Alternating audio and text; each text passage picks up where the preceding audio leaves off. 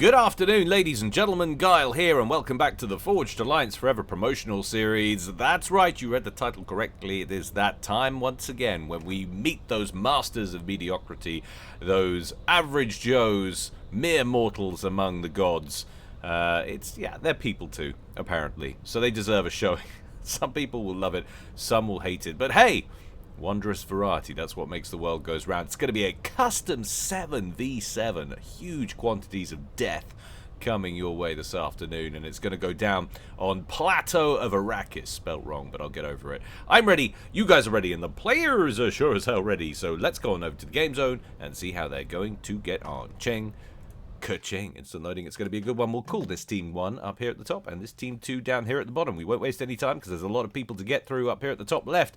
It's Mekor for Team 1 in Regal Purple going Seraphim. Excuse me, opening first land.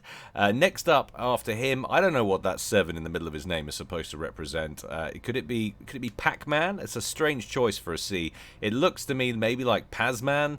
Like, that's closest to a Z, isn't it? 7, it's just missing the tail bit, but that's what he's getting. So if you can't choose a sensible name and you get casted, it's probably going to get mispronounced. But anyway, here he is, Pazman, going Elephantine Grey, going UEF, opening first land.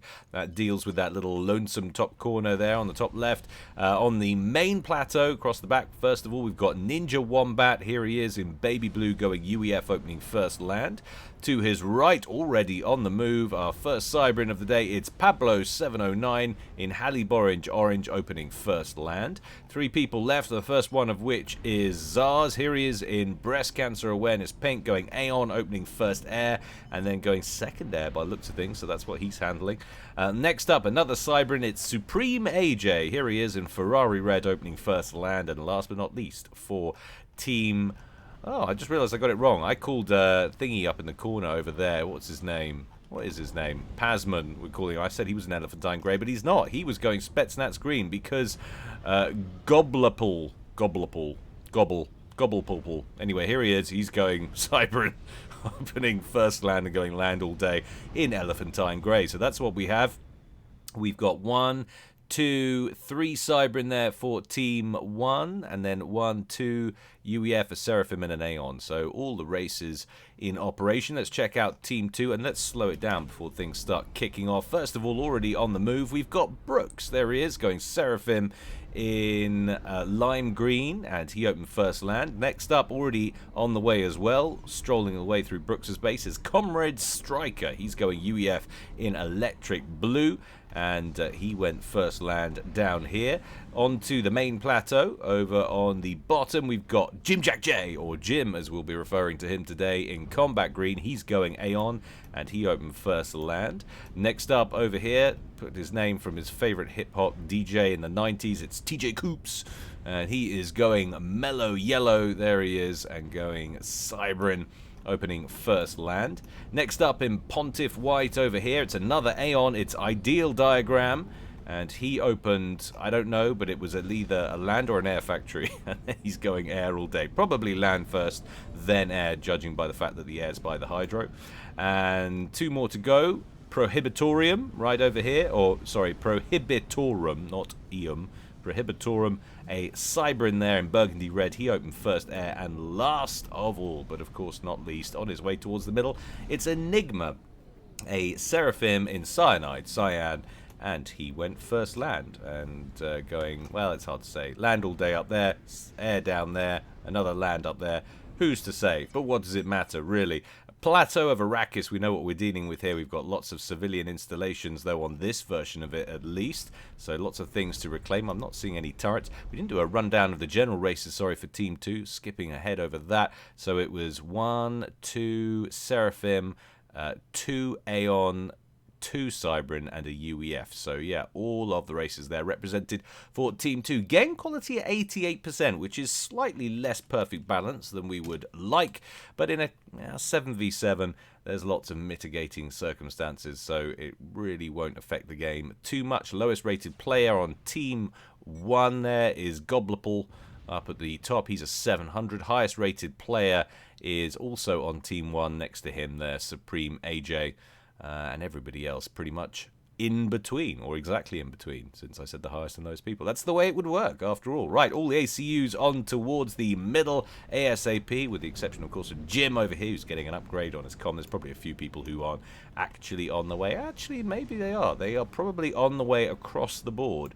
I don't actually see any ACUs loitering in their bases at the current time. Enigma making his way up onto the central western plateau, right in the center there. So make sure I was right about that whole no point defense thing in the civilian areas. I mean, I think it looks like it. It looks like they are free to grab. Got power generators. We do have an anti-air turret there in this little installation.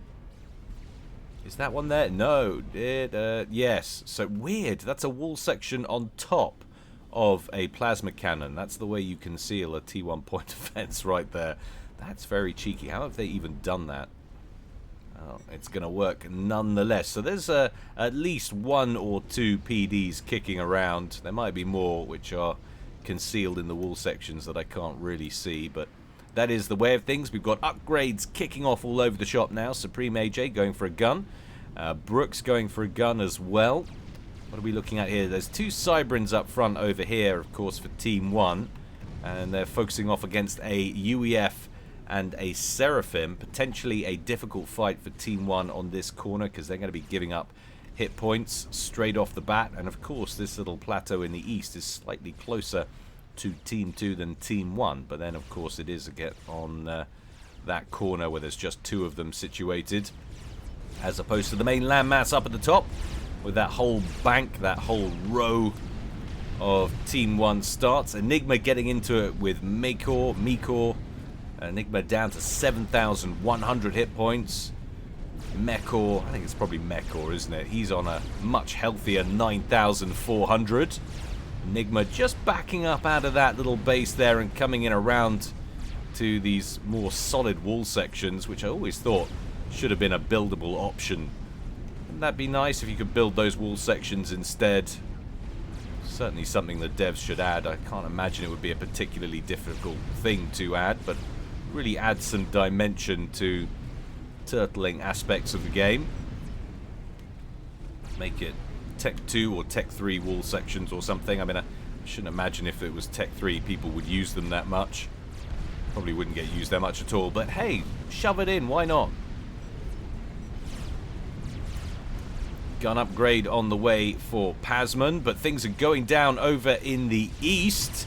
Supreme AJ and Goblopal versus Striker and Brooks. Brooks has taken a battering. He's on 6,500. Supreme AJ's also seen better days. He's on 5,000. Comrade Striker dipping into the yellow as he went 2v1 up front. He's on 6,600. We've got a Jester in from AJ as well, wailing away on Striker, who's got no current ability to shoot back at that, but he's going to get some assistance there from his teammate Ideal Diagram, who brings in his interceptors. They're going to blap that out of the sky in a single pass. No problems there. Brooks into the red. He's going to have to evac and do it now, or he's going home in a body bag, or rather a urn full of irradiated ashes, as it would be in the case of Supreme Commander Death. AJ 3,100 hit points. Gobble 5,000. Striker 3,000. So there was me giving predictions that it would be an easier ride for Team 2 down here, and I got that one completely wrong. Jester, a new one, still causing problems, this time against Brooks, but some ground-based anti-air as well as good fighter coverage from Ideal deals with that threat once more. Pasman and Diagram going toe-to-toe over here. Pasman with the upgraded gun. Extra hit points, of course, on board that UEF comm. So Diagram is going to be withdrawing from that engagement. Some forward momentum over in the east for Team 2. Striker and Brooks having to do it with their spam, as the comms are pretty badly battered. Another Jester. It's gonna go the same way as the others. Sensible T2 upgrade for Brooks. That's going to replenish a big old chunk of hit points for him and get him back into the fight sooner. Also allow him to help lock down that plateau with some point defense. Enigma getting work done over in the west against Mekor. Lots of spam with assistance. A nice rank in veterancy there. Gets a chunk of hit points back. That will be a welcome replenishment for him. Mekor in danger of getting surrounded here as the spam for Enigma moves forward. Clumps around the commander. Everything with the exception of the Zuis targeting the commander, who might be about to dip into the red. Enigma, meanwhile, taking some bomber harass overhead. And what have we got here? Pasman has come round the other approach in behind Enigma with that comm with the upgraded gun. Enigma currently unupgraded. Some T1 bombers in from Ideal Diagram to help Enigma out, but Enigma in real trouble here. Also still getting bombed from overhead. 2,000 hit points remaining. Gets in around the wall sections, using them really well for cover to try and evade Pasman, who is still pressing really, really hard. We are under 10 minutes here. Could we have our first ejection? Sub 1,000 hit points now. Lots of bombers, though, focusing in on Pasman, but the Zephamp upgrade doing its work and getting the kill. Pasman, though, down to 80 hit points. Will he be following him? A couple of bombers still alive. Oh, that was like 4 hit points. He went down to 4 hit points, but the last bomber's been shot down. If that doesn't enrage Team 2, I don't know what will, but it's not over yet. We've got more T1 bombers inbound for Ideal Diagram, but there's lots of defending interceptors in the area. Will he get the bomb away? No, he doesn't. Pasman still on a paltry 300 hit points. You can see Ideal still funneling aircraft in that direction. Wow, if he's going to get away with that, that is about as clutch as it comes, ladies and gentlemen. Just wow. Troll lol lol. Nano repair upgrade on the way for Mekor. 16% done there. I still can't believe he's going to get out. He's up to 750 odd hit points now. There is spam moving in that direction, but it's not going to get past Mekor spam. Mekor's actually turning up with some T2 units now. 3 Ilshivas in the area. They're not going to let any of this T1 spam past them, that's for sure. Pasman is going to get away. He's up over 1,000 hit points now. There are some T1 bombers lurking for Ideal over here still, but what does it matter? Checking back in on what's going on for the rest of the map.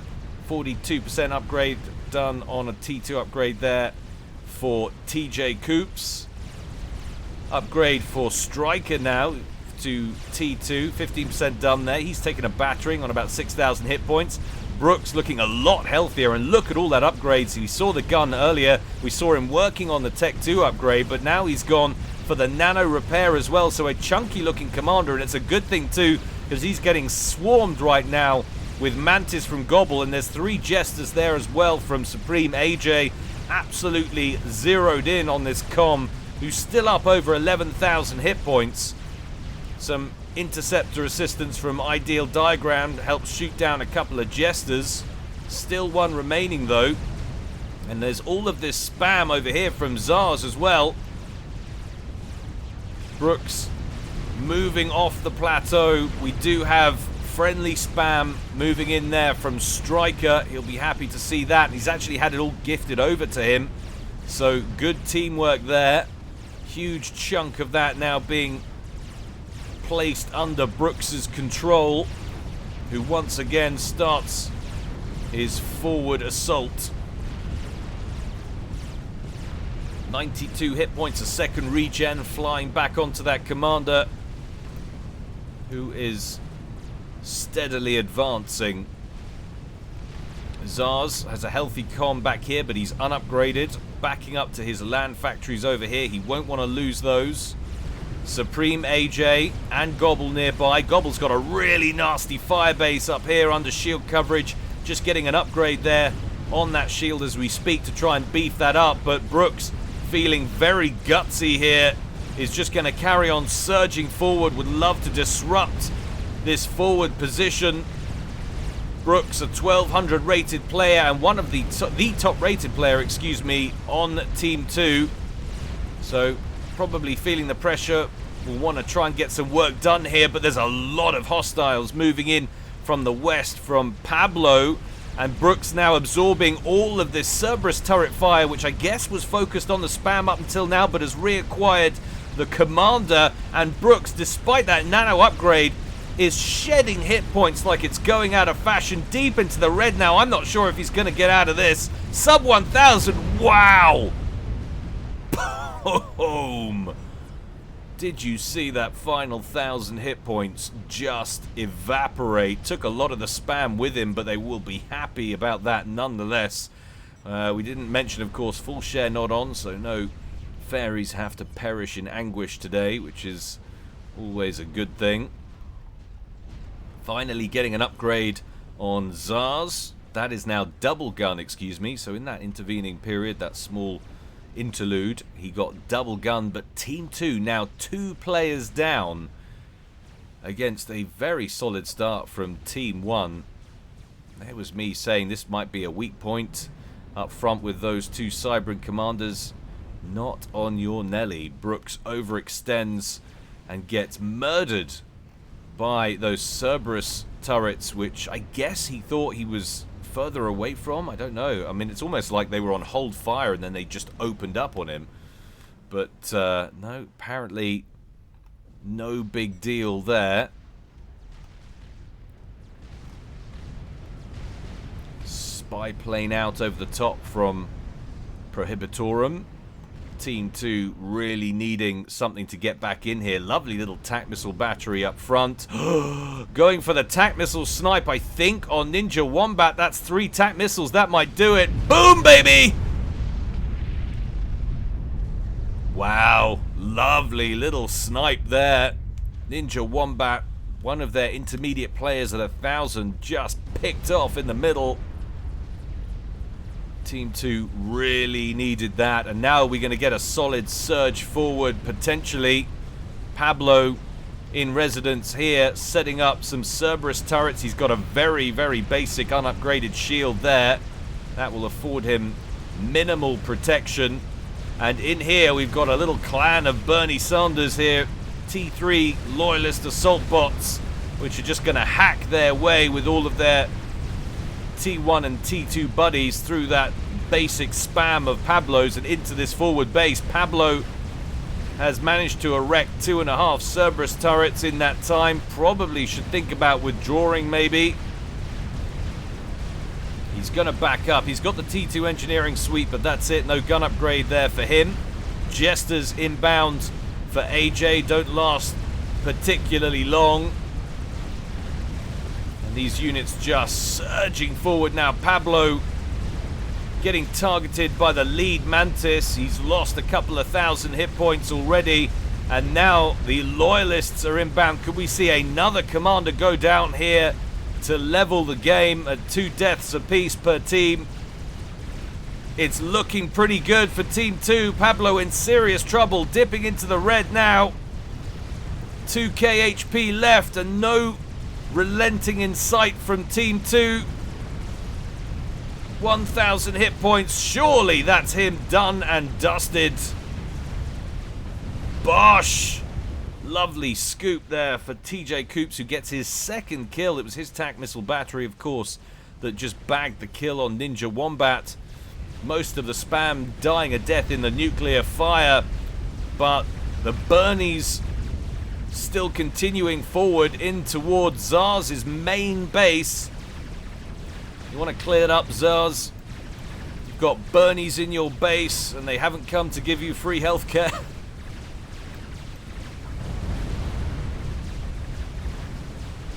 That's...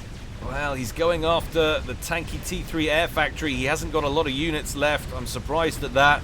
Probably would have been better to try and take down some of these T2 mexes. Well, he might make it. I might have spoke too soon. It's 2 vulnerable P-gens here as well, which I'm sure he definitely could have snagged. That probably would have been the best bet. But he is going to get that T3 Air headquarters, what do I know? And that's with a restorer out, dishing out the pain. But Supreme AJ's had enough of this and just pulls his commander into the fight to tidy things up. Wow. So suddenly a massive power vacuum right in the center for Team 1. Things looking so bright and rosy a moment ago. Now they find themselves in a pretty pickle. Still a whole bunch of T2 units from Jim, which I think were part of that initial attack that killed off Pablo. There were lots of T2 units in there. You can see these Obsidians, and they've just swung right to massacre this group of T1 land factories belonging to Zars. Zars has plenty more back here. Lost his air headquarters, of course. Decent amount of air power, though, massing up at the back. T2 gunships and a couple of Corsairs belonging to Supreme AJ. They're going to really rely on Supreme AJ, the 1300 rated player, top rated player in the game today, to try and pull them out of this funk.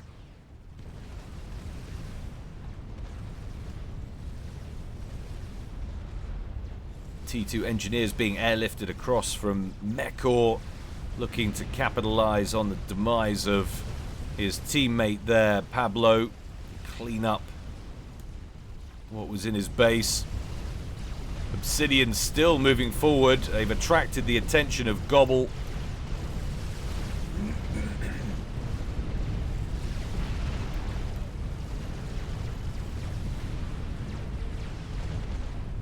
And that will be the end of that threat finally, but they did manage to bag another 3 land factories.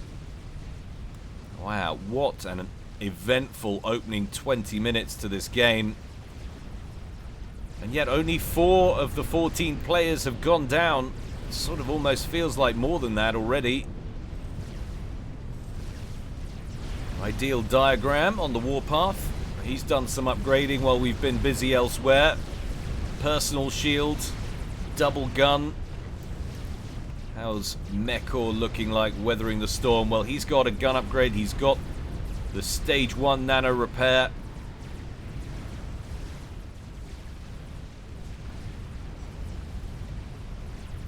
Ideal diagram advancing with that comm and as T2 spam.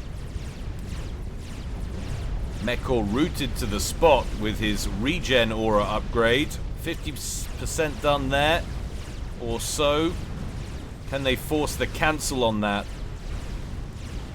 Commander under He's still attack. got some mass in the tank, so probably not. That's not likely to slow down anytime soon.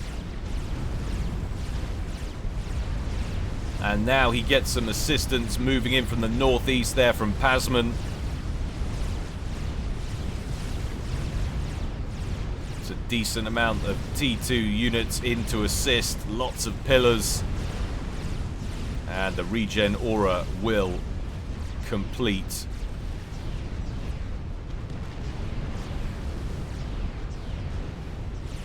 And Pasman has joined the party with the commander himself. And that's another comm with a gun upgrade. 2v1, not a great place to stand. Ideal diagram going to back up away from that. Sensible decision if ever I've seen one. Zars, having taken a bit of a peppering on 7,000 hit points there, about 50% of his health. One circling restorer, the one relic from an era when he had a decent air factory. Well, he's back up to T2. Working on a T3 P-Gen to support more advanced production. Another set of Bernies inbound from TJ Coops.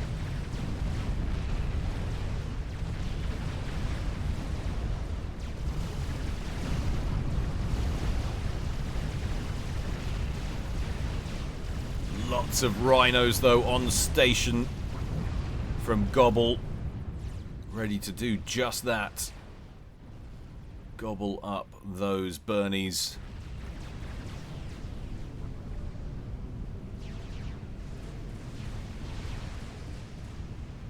Ecoing hard in his base there, AJ. Let's take a look at mass totals so far. So Team 2 on 405. Team 1 on 398, roughly. So, slight advantage for Team 2. Both teams, of course, having lost 2 players. So, in terms of cannibalized mass from those bases, both have had access to more or less an even amount of extra reclaim. So that is a definite overall mass advantage. It's not huge, but Team 2 ever so slightly in the lead. Kill-loss ratios. Team 1 faring massively better, and you would expect to see that in a level game where the other team has been producing more mass, has harvested more mass. You would expect a higher kill-loss ratio, a better kill-loss ratio for the opposite team, and that's what we've got. So Team 1 have been weathering the storm nicely.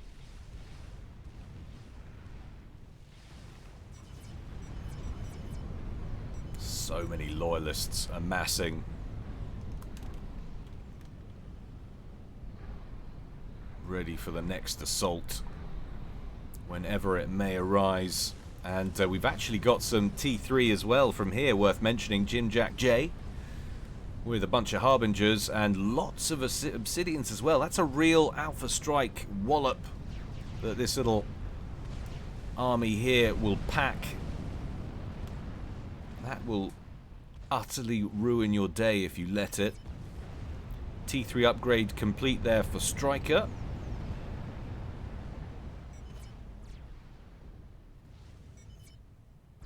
Red has lots of strats. Does he now? Yes, he does.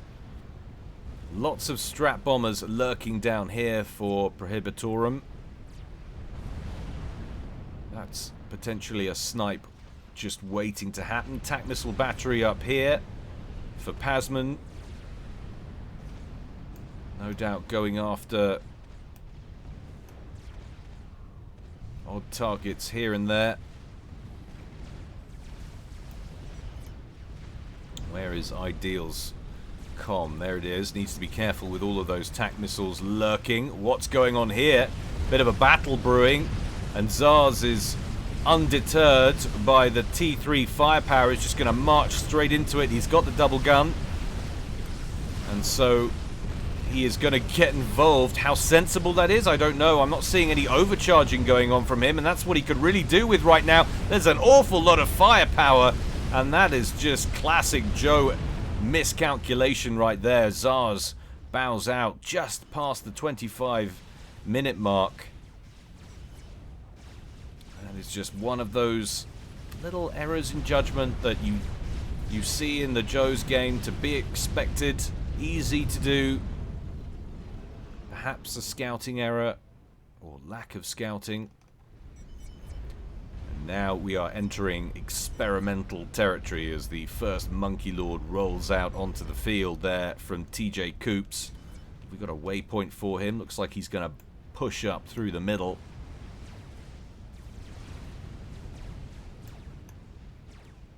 Advanced nano repair upgrade there. So all of the repairiness there for Mekor. Going to have double nano and repair aura or regen aura to assist all of the units around him. That could be truly terrifying. Waves of Corsairs lurking up at the backfield there for AJ. What's going on here? Cloaking. Oh, look. Lasers. Are we going to get... Oh, double laser from the Cybrids. It's over 25 minutes. The work-shy Cybrids want to end the game. Well, I mean, no, we're getting stealth and cloaking, so they're not tele-sniping, in fairness. I was being too harsh. But you never know. You never know with those Cybrans. Gotta watch out for them.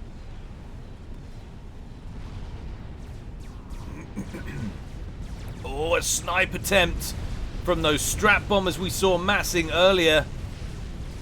And he's routed to the spot on that advanced nano repair, which is only 16% done. That's not going to finish. He is going to have to deal with those strats. He does launch a tac missile volley, I'm guessing at Ideal, but he's already on the move. And there is a volcano there to act as countermeasure. So Ideal not going to succumb to that. But yeah, good aerial defensive coverage, because that was a lot of strat bombers that came in after Mekor there. So well done to Team 1 to fend that off, but this is pretty scary now for Team 1 if you're rooting for them. That is a lot of combined spam. Tons of loyalists, a Monkey Lord, tons and tons of pillars there from Striker, and of course Harbingers and Obsidians here as well from Jim. That will ruin your day if you let it.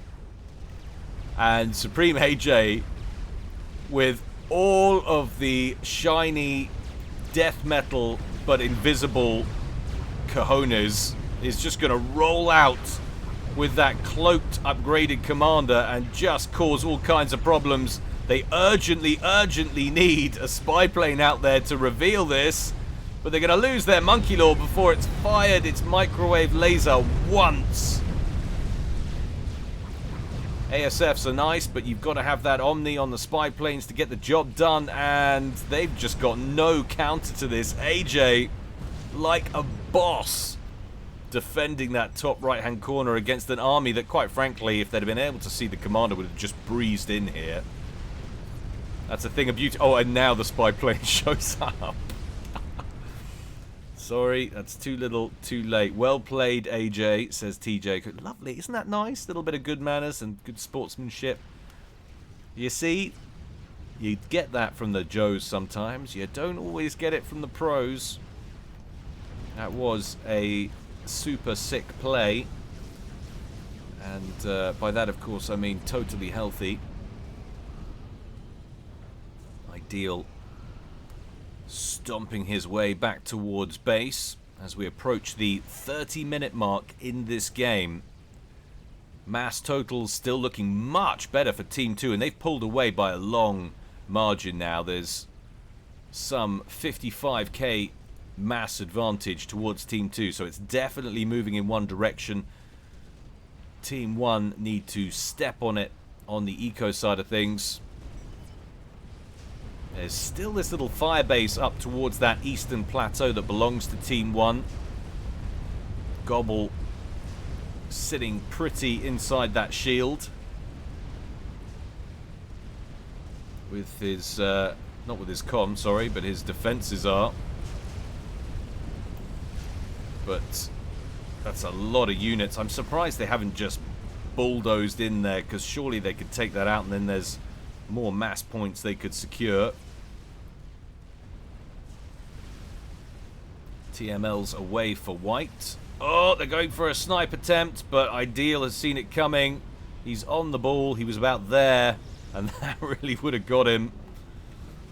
So, Ideal diagram paying attention. Lucky Beatard, says Gobble. I think that's luck. That's just paying attention.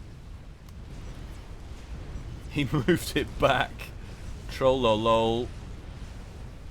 There's another volley inbound. I'm guessing he's still going to be watching it. He's on the move already. So much trolling. I mean, it's all fun and games, but that can get you into trouble if you try it too many times. Lord knows there's enough distractions in a game of Supreme Commander. You could take your eye off the ball for just a second and it can get you killed. Supreme AJ, though, looking to clear up this spam as he rolls in with a Monkey Lord. There are a lot of units here, though, so he doesn't want to go straight in. Wants to utilize that laser at full range. Definitely doesn't want to sit there absorbing more fire than he has to, though. How will Striker respond. He is happy to just sit there for the time being. And we've got a load of Whaler T3 gunships moving in, and the odd strap bomber from Prohibitorum. One Whaler already locked in. They're going to be able to kill off this Monkey Lord before it makes it back to safe territory.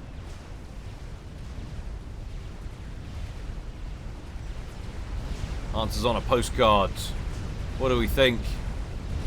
I mean, he's not even trying to get it back to safe territory. He's just pushing further forward. I guess he knows in which direction this is going. He's not going to get that back. So just trying to do some damage, but thanks to that hillock, not actually achieving that in any way, shape or form. It's a very aggressively placed Omni that Striker's going after.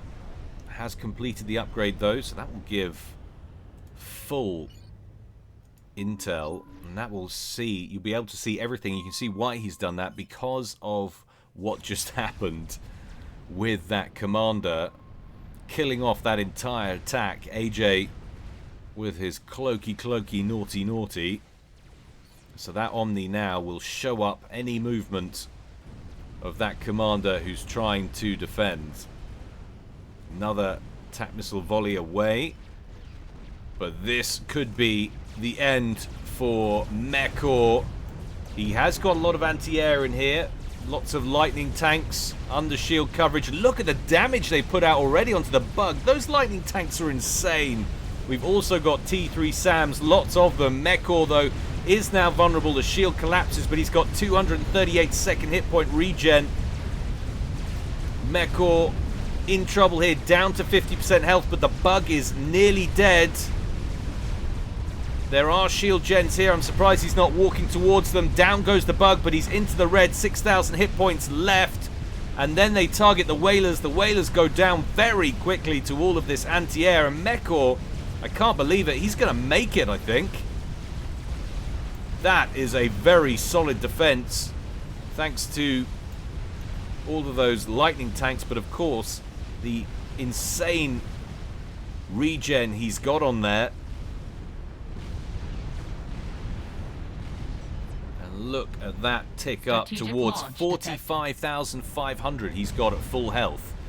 But we have a nuke out. Where is it from? Where's it going? It's out from TJ Coops at the back here. Where's it headed? It looked like it was going after Pasman. Pasman's on the move. The question is, will he make it out of the blast zone or not? Nuke inbound. It's looking like it's going to be close. It's looking like he's not going to make it. It's wonderfully placed. Boom! Very nicely placed at the back of the base there. Anticipated the withdrawal on the comm. And that's another player down for Team 1 who, quite frankly, could not afford it. It is now a 3 versus 5. And Team 2 will now continue to pull ahead in terms of eco. That's an absolutely devastating loss. And that might be the final nail in the coffin for this game for Team 1. It's going to take a remarkable comeback from them to pull this off.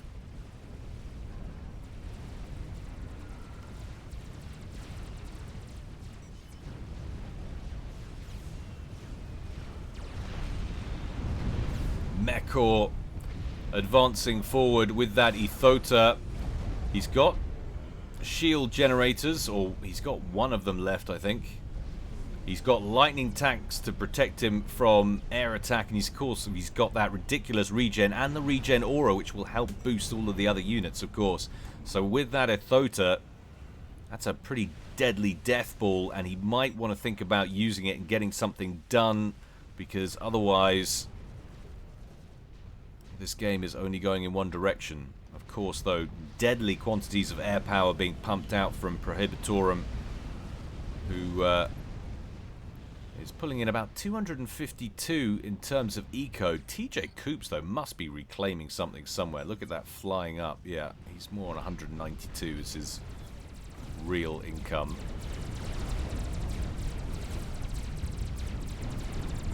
Mekor in range of some of these units now. But what have we got here? AJ on the move with a Deceiver on board the transport to keep that thing as cloaky as possible. I'm surprised the Omni hasn't picked that up. That's because it got killed off. Absolutely crucial. We didn't see it happen, but Team 1 have destroyed that. And that will now give AJ cloaked coverage. And he's just ballsily walking in towards Striker with that cloaked Deathcom with its massive chest laser. Striker is in for a very bad morning if he doesn't withdraw. And why should he? He's got no idea it's coming. He's probably turned it on to hold fire. He's not opening up on any of these units. He should be strolling into range. Now, visible range. There are the magic footprints of what is your death from an impending ghost force. Hangs a right turn. Oh, man. That's terrifying. That's just terrifying. Comrade Striker lurking underneath his shield. Probably not paying any attention anywhere. Just going to stroll inside the shield. And hello. He's strolled into Omni range there. Needs to turn on his weapon, which he's done. Striker's hit points on the shield vanish, and then on the chassis they vanish too. What a wonderful little snag. And away he will go. Now, have we still got radar coverage over here now? When all of Striker's stuff goes, we lose everything over here. So we certainly haven't got any Omni, but we do have a lot of spy planes. And we've got a lot of coverage. Oh, and a nuke. We saw a nuke go out. And it's picked off Mekor. Well, that's one way to get through his ridiculous upgrades. There's the commander. He needs to get right on top of it. The Omni space on the spy planes is small. There it is. Where's that bug? The bug's over here. That could finish it off in no time at all. AJ brings in his Corsairs. What air power he's got. But it's not a lot. It's now a 2 versus 4. And he's hiding in the wreck, but that's no good. That's not going to conceal you from those spy planes with their onboard Omni. Found ya. And down he's going to go.